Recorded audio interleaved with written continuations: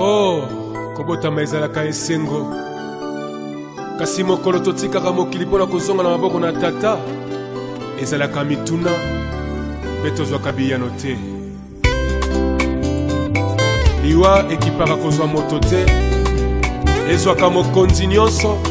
Ata ozalaki na bambongo, ozalaki na bamoyen, soki liwa eye ekoki mpe titre na yo te. Omonana esi wana ezali mokano na Nzambe. Liwa ezali liwa te, tokomonana lisusu elongo na Yesu.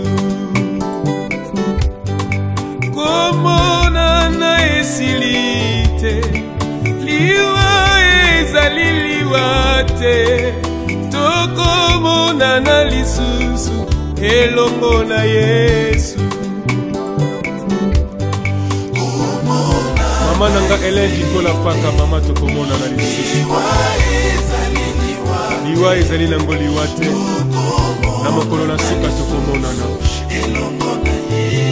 papa nanga natalisi kipuni tokomona na lisusu papa. Mokanda na Nzambe elobi te, liwa ezali liwa te, tokomona na lisusu elongo na Yesu. Mokanda na Nzambe elobi te, liwa ezali liwa te, tokomona na lisusu elongo na Yesu. Papa nanga lwaka mbungu tokomona na lisusu na mokolo na suka. Papa bukulu tokomona na lisusu na mokolo na suka, lokola ndenge Biblia elobi na biso. Mabende koboya Yesu, mabende ezali lisumu, na mokolo ya suka tokosamba nesambiselo. Mabende koboya Yesu, mabende ezali lisumu, na mokolo ya suka tokosamba nesambiselo. Komona na Yesu kite Président Charles Mombaya tokomona na papa na ngai. Liwa tokomona na lisusu papa elongo na Yesu. Ya Willy Ngonda tokomona na lisusu. Mamuchela Olin tokomona na lisusu. Pakaka Kenza tokomona na lisusu. Mama Benedict tokomona na lisusu. Sokili komba moto moninga, Billy Charles Mombaya kufa kite Nzambe na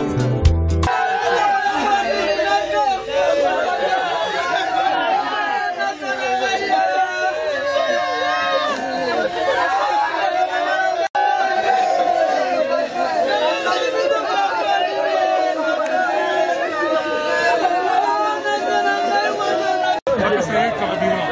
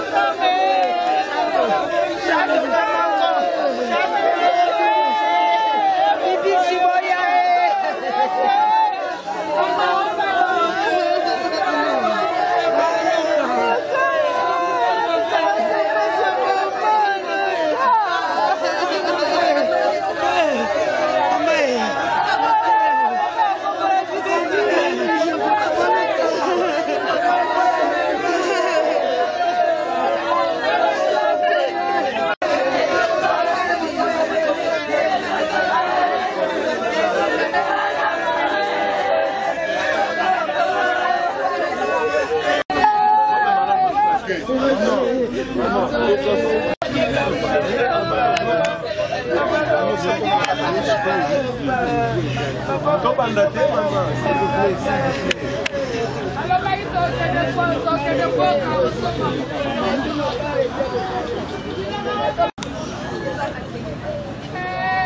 allez tout d'abord nous excuser pour ce retard. On attendait le micro, mais on ne sait plus attendre. On est obligé de commencer vu l'heure. Et comme vous le savez, nous sommes réunis ce matin pour rendre un dernier hommage à notre papa. Et nous venons de débuter cette cérémonie funéraire. À tout seigneur, tout honneur, nous allons, bien sûr, avant de présenter qui était Papa Noka François, nous allons débuter par la prière. Nous invitons l'homme de Dieu, le pasteur Enrique, qui va nous amener dans une petite exhortation et cela va nous conduire dans cette cérémonie funéraire.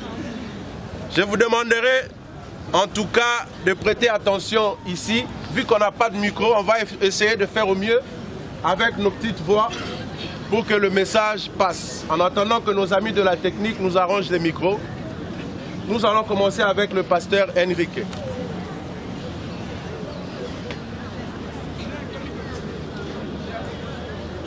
Je rappelle aussi pour le gerbe de fleurs, avant la prière, excusez-moi pasteur, il y a une personne qui a été désignée pour prendre le nom. Papa, s'il vous plaît. La personne est là. Il se tiendra tout juste aux côtés du baffle qui est là. Si vous avez de gerbes de fleurs, n'hésitez surtout pas d'aller vous faire enregistrer. Merci beaucoup. Tout le respect que je vous dois, nous pouvons tous nous lever pour la prière.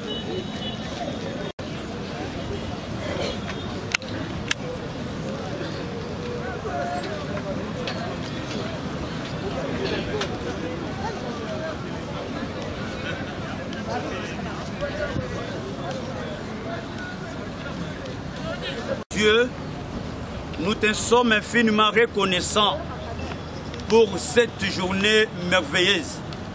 Toi qui as permis que cela arrive, car il est écrit dans ta parole que l'homme est venu dans la poussière et il le retournera aussi. Merci, éternelles armées, pour tous ceux qui sont présents en ce lieu ce matin. Nous voulons écouter ta parole. Que ta parole puisse régénérer nos vies. Que ta parole puisse changer quelque chose en nous. Celui qui est mort, éternel des armées, n'a pas de part, éternel des armées, dans cette prédication.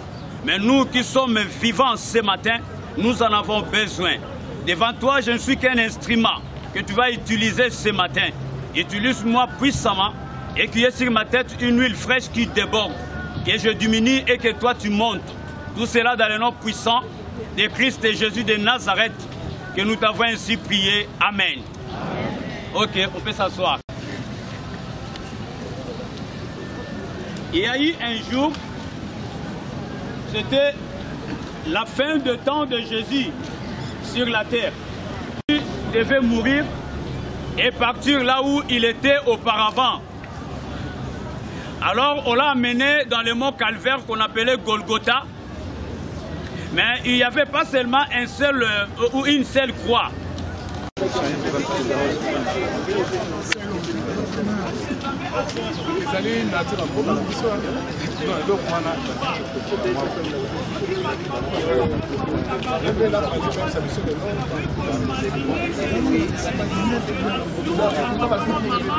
Donc Dieu nous cache cette puissance-là dans la Liwa. Bamindele bakom mataba missile aux États-Unis qui na Iran. Bakoy kotambusa avion so qui a combien de kilos na likolo. Batie ba satellite na likolo batie na se mabele. Incapable ya luka solution à Liwa. Donc pour dire que na likambo eta Liwa ezaka kama bete meliwe la saka munene ensemble. Voilà une autre raison ya bolamu ya Liwa. Liwa eza malamu pona nini? Liwa eza malamu parce que j'ai compris une chose, qu'on soit riche ou pauvre. Au fininga lelo, natambola na makolo, nazange lamba, naliaka na pasi, nalala kanetoko, nafanda kanandaka manzanza. Lobito na koti na bandaki na baluki tikuna na oki somo na butunga moko na tama ndako ezala ndebo na kati. Donc c'est-à-dire okoto nganonda ka pona yo moko vandaka. Mais un jour comme mon père est là. Quoi faire? Na kati ya kesi wana. Vous imaginez? Na ba grandeur na biso. Na munene na biso. Nzambe asuki sakango awa. Pona la sake biso nyonso tu na se amoyi o tozala na biso bapaya bétranger.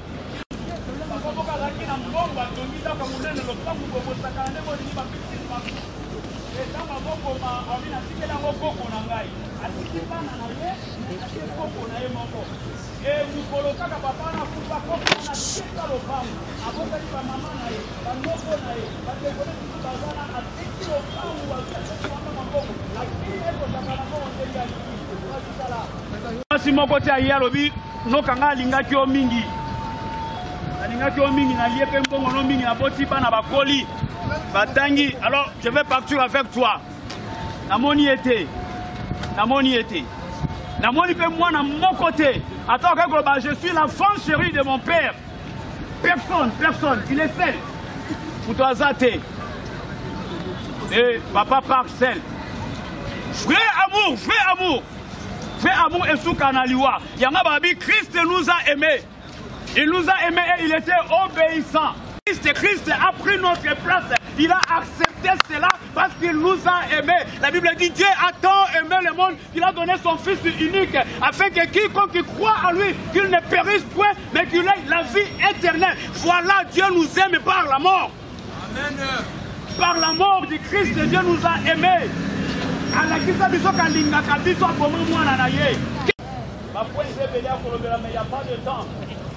mort c'est l'avertissement.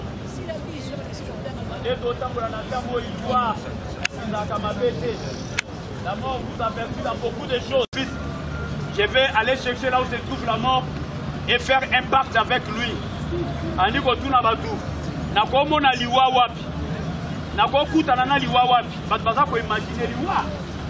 qu'il y ait un fleuve dans l'océan. Il faut que le Koluka soit dans la Zamba de Toyokaka. Il faut qu'il y ait un souka, comme on peut faire un souki. Autant que je vais faire un ngomba, donc il faut choisir. Et papa n'a vu ça qui n'a qu'un tina souka mboka na bango, côté à Kasai Kuna.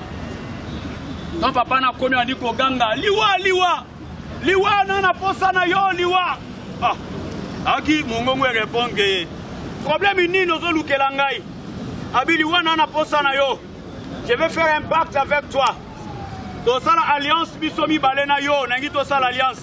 Ye bisobi oh, tu es un bon ami. Ngana mona batu baki makanga. Mais yo ye to sa l'alliance abi oui. Nangi to sa la pacte. Aliwa ye bisanga problème nezanine. Abi j'ai un seul enfant et je suis riche. Le quand nazana bozué belé, biloko belé. Nana posa moi nanga akola. Moi j'ai au moins 86 ans mais ya ko matana basana ndambu. Ngana botika kayemoko ya bota a gérer biloko wana nyoso na bana na ye. Iwa lobi sava ba condition alliance na biso. Iwa lobi ngana na condition te. Et si quand nyoso za na posa na ngai je suis présent. Na butu na poko mo na ngai. Mboka nyoso za na posa na ngai yaka to okutana. Nazala ka pre na air nyoso tu. Bongo yo condition na papa na binga condition na ngai saka ke. À chaque fois que Olgi Omo Nangai, il faut avertir Ngai.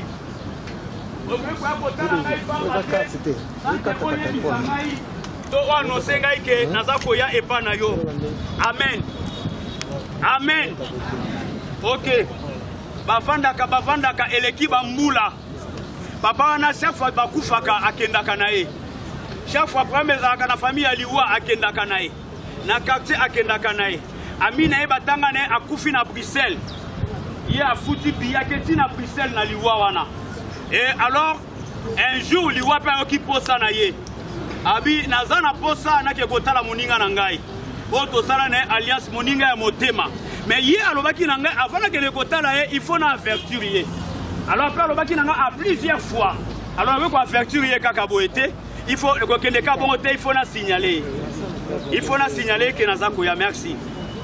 Alors liwa atali na ngambo na bango pa ba voisin mama moko ateka mikate wana azana succès osakana te weso ateka mikate na kwe ayembaka oh mikate nzambe oya bango ya satana siko bana classe basomba kaona ndenga osakana te et tangu kaka liwa kibonga liwa frapper na face na bango balabala yango ngambo kuna ba voisin mama na kufi sangwe panda na quartier mama ateka mikate ayemba mikate nzambe akufi papa na pa ke hier azui mama na tie na mutuka ke na hôpital bake kunda papa liwa vanda vani menga il faut na kende il faut na affectuer pour la deuxième fois camarade ya muninga na batanga na université étudiant a frappé kaka na point na bango ala mkatonga ke zwe batu ba olela o akufi na butu papa na ke ya leli camarade ya mwana ngai atie na mutuka bake na morgue ti bakundi alors liwa lobi sikoyo nga na komi prêt à koya neli na koyi kosala a frappé lopangu oyo ekangami na bango mire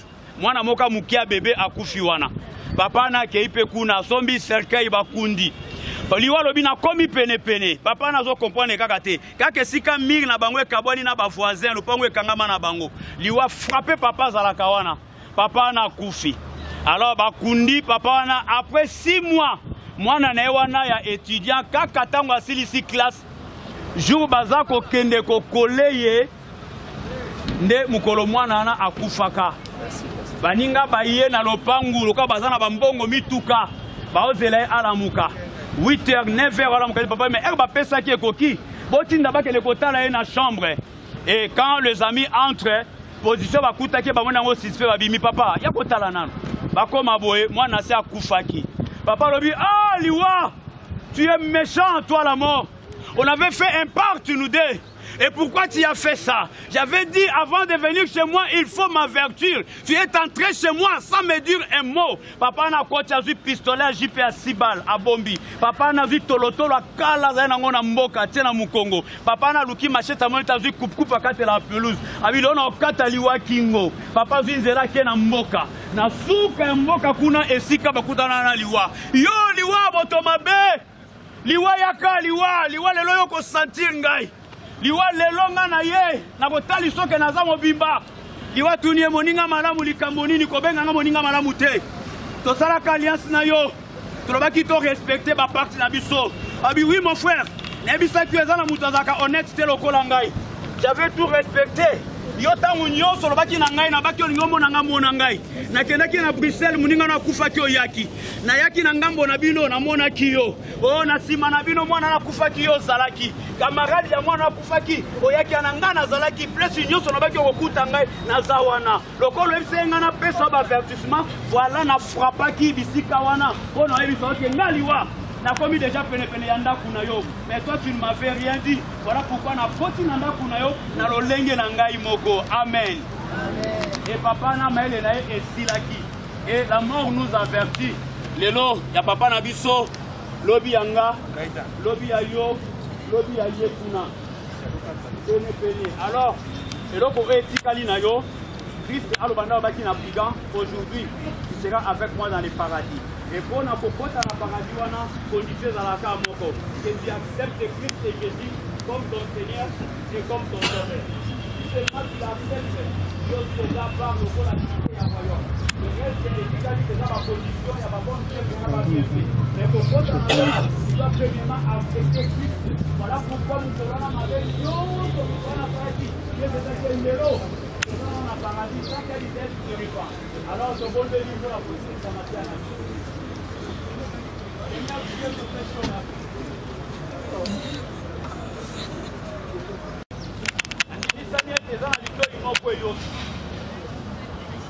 ezape na motema moko oyo endimi tika ete soki na ntongo lelo eke moto moko esika aza akondima meme kobongola motema na ye oyamba yo lokola seigneur mpe sauveur ya vi na ye nkolo bomoi na ye ekoma ya yo oyebisaki biso toyebisa doit bongola mitema mais oyebisaki biso balie te même dans de tels lieux seigneur si seulement quelqu'un peut t'accepter nzambe akomi ya yo parce que brigand wana andima yo na croix etikalaki ye baseconde ya temps ya vi na ye je sais que yanve so moto moko andimeli yo lelo lobi abiki mpe akozala na yo esika moko merci Parce que tu avais fait cela à mon père aussi. Pambola motonyon soyez awa. Pe cérémonie nyon surtout au etikali. Na salo boko na yo. Zala nzambe a modérateur. Pe a ben nyon surtout nkolo bazoko ba na activité o. Na kombo na Yesu. Waza mo konspon bikis na biso. Amen.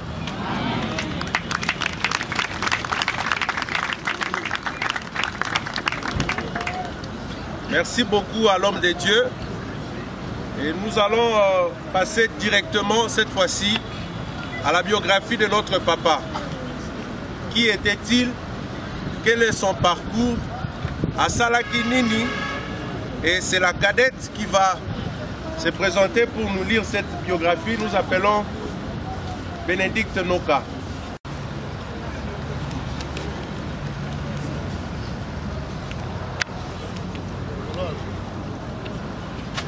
Bonjour à tous. La biographie de mon père. Noka Eliwo François dit Monga Eliwo. Né à Yali Gimba en 1941. De l'union de couple Kangana Armand Courrier et de Okuma Marguerite Bolikango. Tous décédés. Originaire du village de Yamaha, groupement Yali Gimba, secteur du Timbiri, territoire de Bumba, la province de la Mongala. Noka Eliwo François a effectué son parcours scolaire à l'école primaire Yali Gimba à Isamba et à l'école normale de Lolo. Allez-y.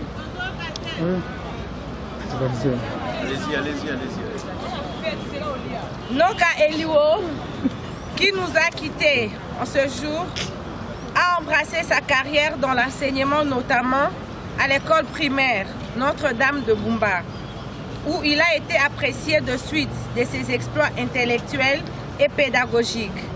Brillant qu'il était, la coordination des écoles conventionnées catholiques l'a nommé directeur dans une école primaire à Kwanza dans le secteur de Moloa. Toute la société tout bureau. Monsieur Noka Eliwo François dit Monga Eliwo. Il est né à Yalingimba en 1941. À Kinshasa, Noka Eliwo a été engagé à la fabrique de meubles et articles ménagers à FNMA, basé à Limité 14e rue en qualité de chargé de service commercial de cette grande entreprise. Dans cette société, Noka Monga Eliwo, hormis les fonctions de chargé du commercial, a été respectivement président de la délégation syndicale et enfin chargé de ressources humaines, fonction qu'il a assumée jusqu'à la retraite en 2011. Le patriarche Noka Eliwo François, que nous pleurons aujourd'hui, appelé affectueusement Vieux Noka, serpent, maître fouetteur, gaillard, un monsieur généreux et sociable. Il laisse derrière lui plusieurs enfants, petits-fils et arrière-petits-fils. Merci beaucoup. On ne va pas revenir sur la biographie, vu que nous sommes derrière le temps. Nous allons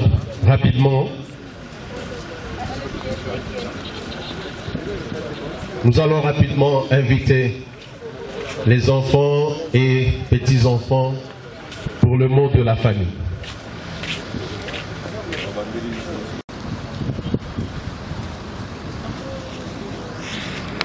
Hello everyone, I hope everyone's well. I hope everyone's well. My name is Priest Noka. I'm the son of Fami Shaw and I'm the grandson of Noka. I'm the grandson of Noka. As a man and how I've grown up. Oyana Kishasa boy pona kokunda koko pomona ya za siso invité eza pona nga vraiment pasi makasi po soué na ngezalaki na ya na kutana na bango baza bango mibale na bomoi. From what they used to tell me about. Baba na penzande na koli na komi mobali. The stories they used to tell me of my granddad. They used to say They said he was a good man. He looked after his children. His children never went hungry, and he grew to a good age. So today's a sad day, but once again I'm happy because my granddad lived a long, good life. He got to see all his children grow up, to see me, to see his grandkids. So I'm happy. Nasepeli malgré Koko akei mais masolonios na yoka ya Koko kiazalaka papa malamu asokipaka na bana na ye bien bana na ye batikala kolala nzala te komona ke Koko nanga polisi bana bakomi mikolo na biso be bakoko tozokola esalinga esengo mingi. Merci beaucoup.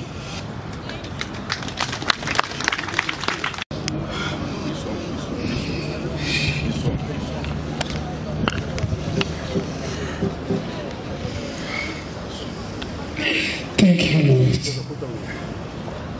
Je prends la parole au nom de la famille Noka François Elio. Je vous remercie d'être parmi nous à ce moment difficile. Depuis que papa est tombé, vous êtes restés toujours à nos côtés jusqu'à ce jour. Vous nous avez assistés physiquement, moralement et financièrement. Nous sommes reconnaissants.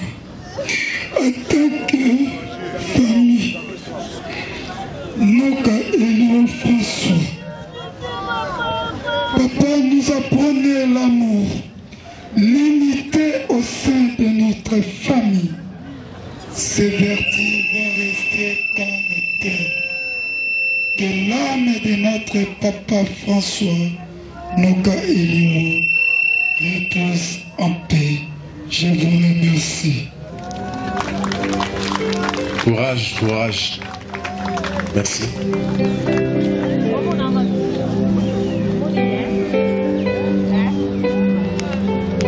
Après ces mots très touchants, nous allons avoir quelques témoignages.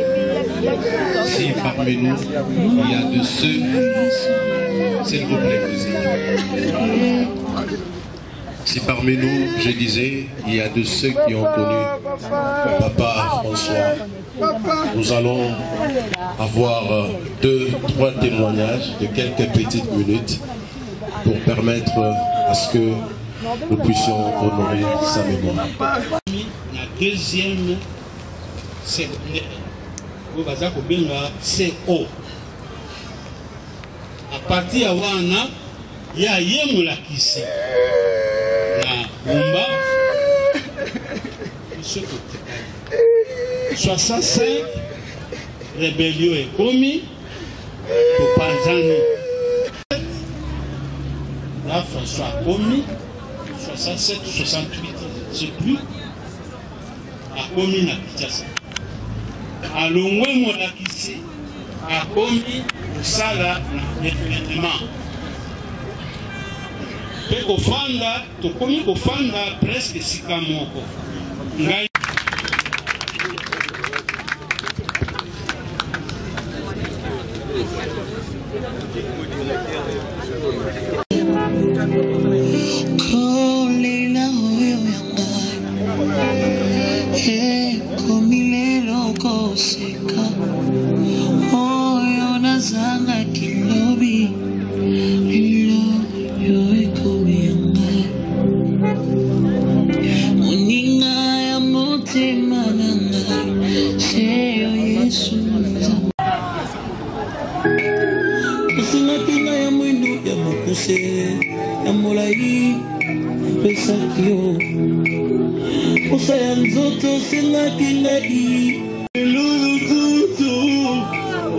nous appelons la grande sœur Lucie Otemba.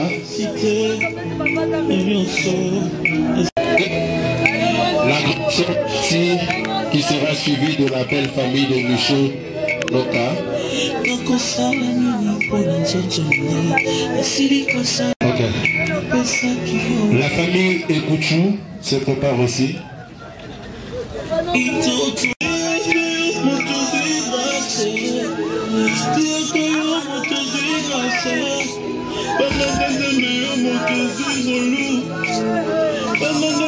yo moto zwi bolo isengo ya mokili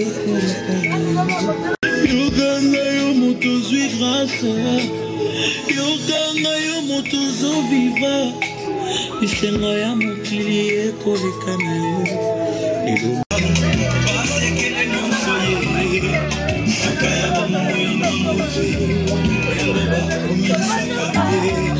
soki moto na nakupite okoyebite basekeli nyonso ekobima yango balobalobaka Chine ya propre la SL banda Chine ya propre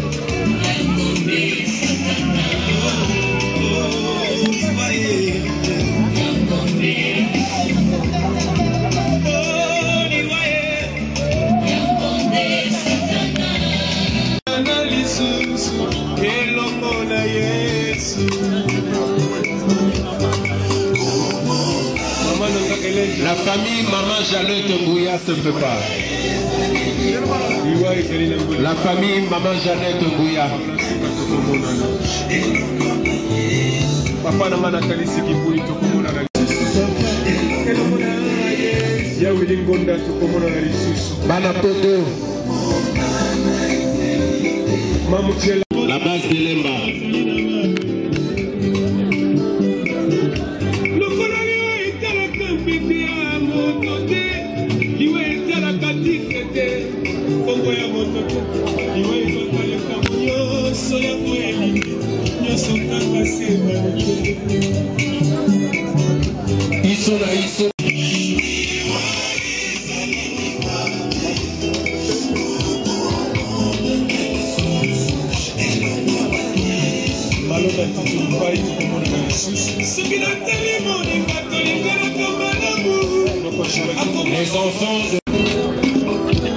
Les enfants de l'illustre disparu.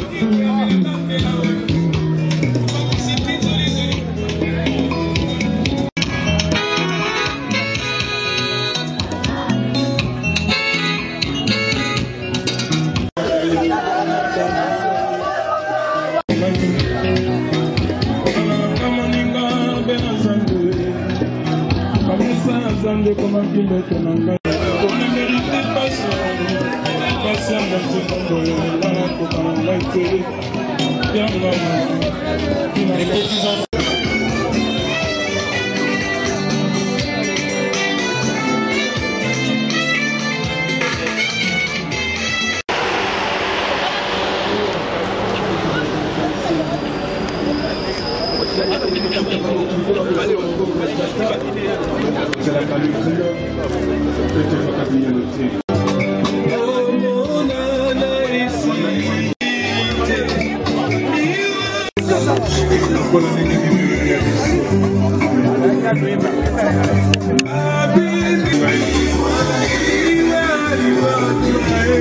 Service.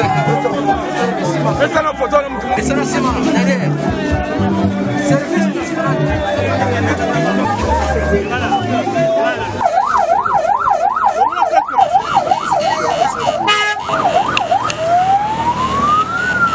Lokola liwa etalaka kombo te famili bota te Charles azali na mabele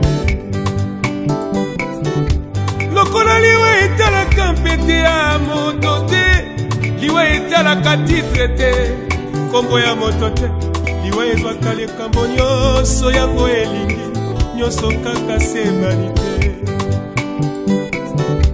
moto azalaki na mosolo mbongo mpe biloko abosani ete azalaki ya kobala bosani mana mpe mwasi lelo bakomi kotanda ye na libanda bosani ndako wana nde mokano ya nzambe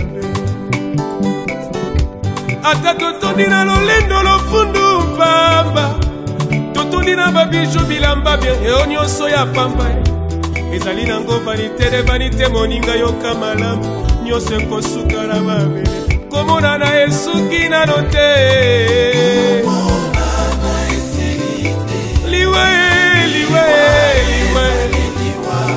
tokomona na lisusu mama elongo na yesu kino na suka moyo komona na yesu kite moninga yaya tokokuta na lisusu elongo na yesu Et au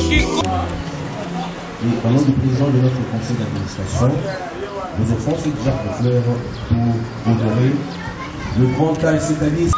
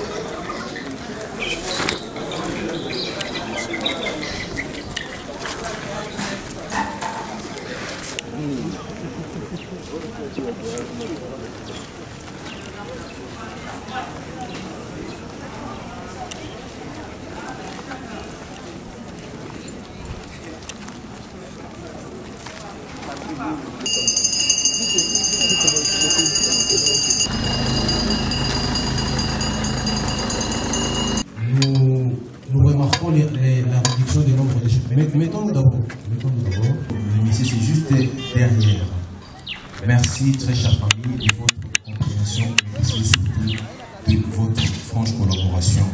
J'introduis ces mots d'accueil et entrer à l'animation de notre très cher papy François Noka Eliwo par cette citation qui nous dit ceci, je sais que si tu as été aimé, si tu as donné du bonheur et de l'espérance, il se trouvera forcément quelqu'un au jour de ta mort pour te fermer les yeux, quelqu'un pour rassembler tes amis, organiser une veillée et t'entourer de tes souvenirs les plus chers. Félicitations, c'est l'appel en cœur français, Jacques Attali. Mes chers familles, chers parents et amis, c'est avec une grande émotion que nous nous réunissons ici, dans cette belle cité dédiée dans le char disparu, qui est la métropole de Kinshasa, pour rendre hommage à notre très cher papy Noka Eliwo François et l'accompagner vers sa dernière demeure physique. De 80 ans, un parcours de vie marqué par une vie familiale, de père et grand-père heureux et pleinement comblés par une riche progéniture composée de plusieurs enfants, plusieurs petits-enfants et arrière-petits-enfants, qui laissent ce jour sous la direction de sa veuve, tous angoissés et inconsolables face à la mort, donc à cette séparation. Et ils devront dorénavant affronter la vie sans le bras de sécurité de notre très cher papy François. De l'église de la Colombe, située dans la commune de Matete, papy François était un homme sociable, un papa conciliateur et généreux. Il ne cessait d'exhorter les siens à l'amour des études. La fierté et l'élégance étaient une disposition naturelle qui allait de pair avec sa simplicité et son humilité. Un Dieu dont la vie est ancrée dans un champ de principes qu'on croirait perdu à jamais. Il restera dans la mémoire de celles et de ceux qui ont eu le privilège de le côtoyer comme un homme dont le tempérament et le style honoraient la condition humaine. Chers familles, chers parents et amis, étant donc convaincus du départ définitif de notre cher papy François Noka Eliwo, qui a lui rendre visite à son domicile, C numéro 33 de l'avenue Lumière, 15e rue, au quartier Maziba, dans la commune de Matete, né à la sortie du culte de dimanche à son église La Colombe, toujours dans la commune de Matete, où il était un fervent chrétien. Car à cet instant, c'est lui qu'on appelait affectueusement Vienoka, vient de changer d'adresse et désormais son corps reposera ici, à la nécropole de Kinshasa, et c'est là dans le quartier Irakis, sur l'allée 12, numéro 255 de la rue du Renouveau. Nouvelle adresse physique de notre très cher papy François Noka Elou, qu'on appelait affectueusement Vienoka, et Bénédé, c'était le nécropole de Kinshasa, quartier Irakis, allée 12, numéro 255 de la rue du Renouveau.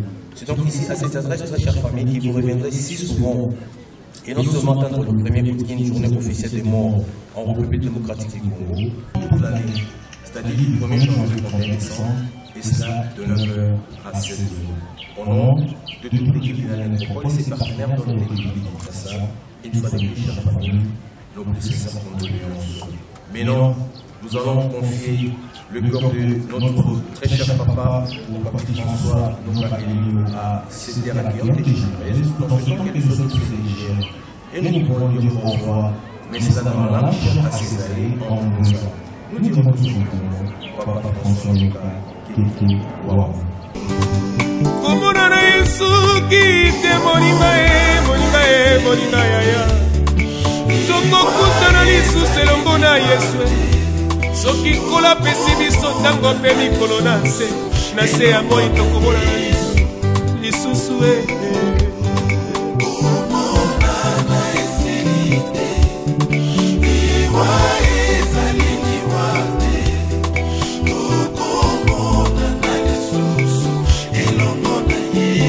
malonda tutulu pai tokomona na lisusu soki natali moninga tolinganaka malamu akomi kotika biso mpasi na motema mama nanga kenda papa nanga kenda pasi fami ekomase nakolela lelaka nakolela epana nani akoki koyambelanga mbela oyo mopangusi mpinzoli ezali yo nzambe na nguya obonga na lokumu papa salelanga ngolu namona loboko na yo ekitelanga na motema mpo na ngai Yesu nasuki na ngai wana Yesu yoka losambo na ngai nazali ya ngai se moko ya yo ya motema papa kitisanga ngolu na yo pote na bika mokano se ya yo komona na esoki nano te komona na esili te iwa ezali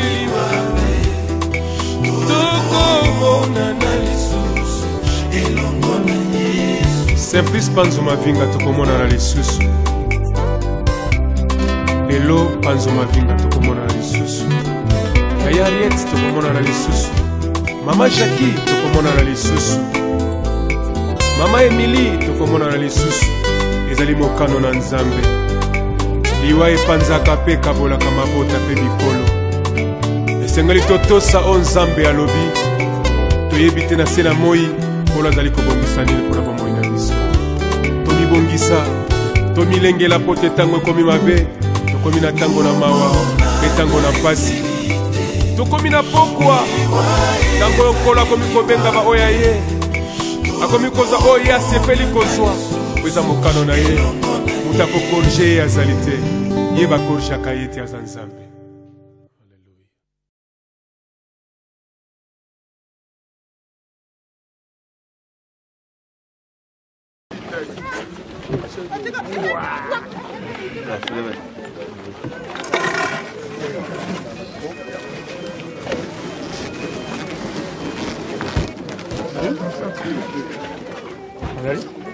Papa na biso na esika na ya suka papa na biso alingaki mingi losambo Général Ekutu tobengi Général Ekutu asala mabondeli pona papa na biso Vie Noka bondeli Nzambe to pambolio to pesio merci pona mokolo kitoko ya lelo oyo yawe nzambe obengisi pembeni na yo ekelamu na yo oyo yawe nzambe otindaki na se na moi oyo asali mibu oyo yawe nzambe ekomami na kati na makomi na yo ke moto na makasi mingi akoumela bambula tuku mwambe noka ya solo azalaki moto ya makasi mingi yango ovandisaki ye mikolo ebele na se na moi oyo toye lelo kotika ye na kati na bisika oyo yo lobi na kati na makomi na yo eke touti na mabele tokozonga na mabele tika ete yawe nzambe mabele ya bakoko na biso eyamba ye na kimia bisika oyo ya afandi ezala bisika oyo mokolo moko elongo na babulisami tokokutana na bokonzi na lola tikala nzambe ya libota na ye pona lelo pona lobi pona libela na libela na kombo na Yesu Kristo amen amen kosambela mingi toyembela nanu bandeko bakoko babana tandi nzembo wa nzambe toyembela nanu vraiment parce que mkono ya suka azotika bisango uti azo nzembo na bakoko ba mama ba yaya ba fungola lola tomona kembo na yo ngoya na yo bikamwa salema bisika oyo yawe pasola pasola likolo fungola lola tomona kembo na yo ngoya na yo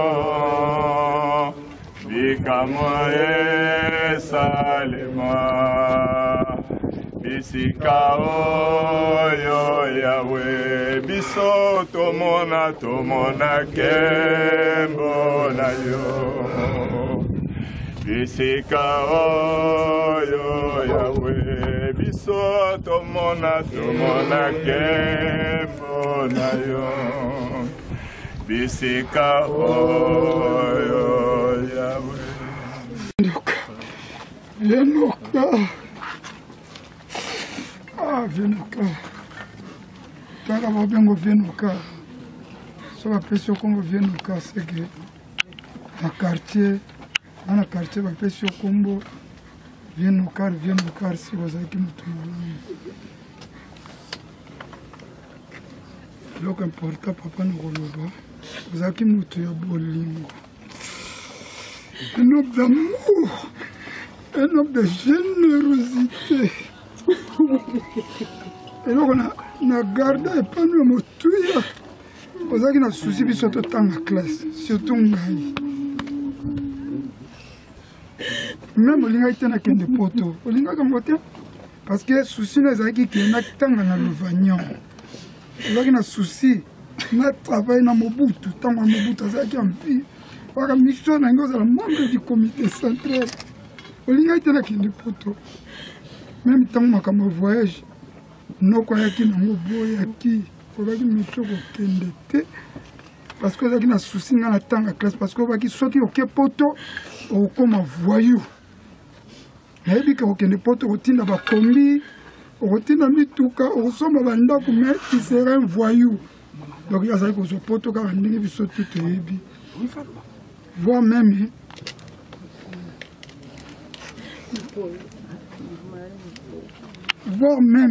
comme on a bimaki na campus tango bazobe ngo Luvagnon comme on a bimi na première graduat pour na banda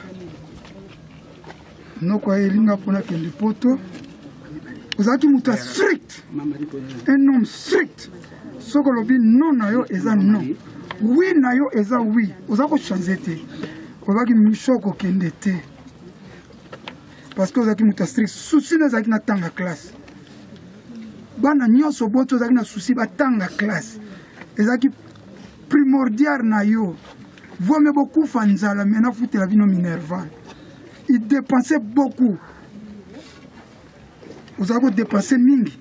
Biso to keba classe abonnement. Tant on a mboke zaki na compagnie bazo pesa ba abonnement. Vous avez foutu la biso ba classe ata ba difficulté ali ti payer ezaki souci na yo. Tangu pona kende poto ye na saki grève de faim il y a 1 mois ba koye bangote. Na bina na zolia te na binga ifuna kende ka poto lokola kopa poto ye no ko na kopa poto ifuna kende poto bi non misoko kende te osiliki pona nini agumba sali bongo ifala non liboso nanga aye pai nanga ava abande pai na yo balobi batutu balobi bon Guillaume comme notre grand frère que son âme repose en paix azaki mutu penza lingaki classe militaire balobi je préfère que Guillaume akende nga lobi papa te kope yaki pona ngai nga mutu ngokende heureusement na ndengo dikabiso we dikabiso na amour dikabiso vego la lobi te papa lokola ya linga kende tikaye akende ndena kende ki pona osukisa na koloba bwi papa ozaki mutu ya amour ya unité ya bolingo ya générosité okabola ki biso bana te okabola ki famille te même eliwo famille eliwo ngai kokabola ngote famille no kapola ngai kokabola ngote yango lokwa totikali totika na bolingo wana ya famille kabona te famille za toujours unie ozaki muta vérité totambola toujours na vérité oyo zalaki ozaki muta générosité ya kokaba totambola ngo toujours ya kokaba ozaki muta kosalisa to continuer toujours na bolingo wana mais oya koya na famille noka pour détruire cette unité c'est que Azan noka te que son âme repose en paix. Merci papa.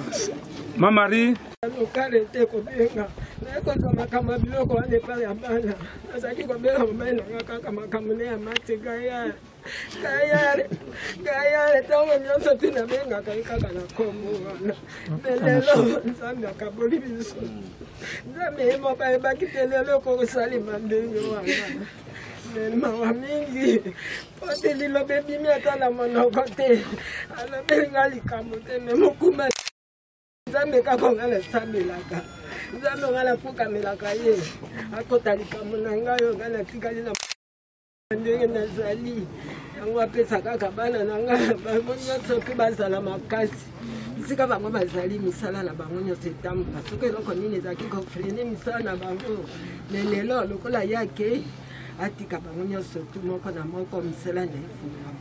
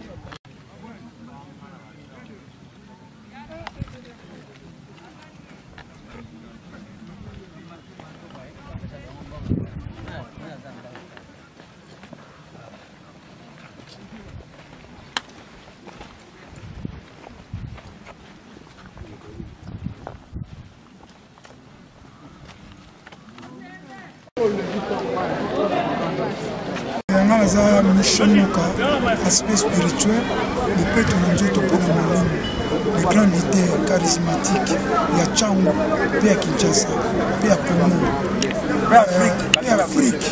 Même au Mobile. Alors,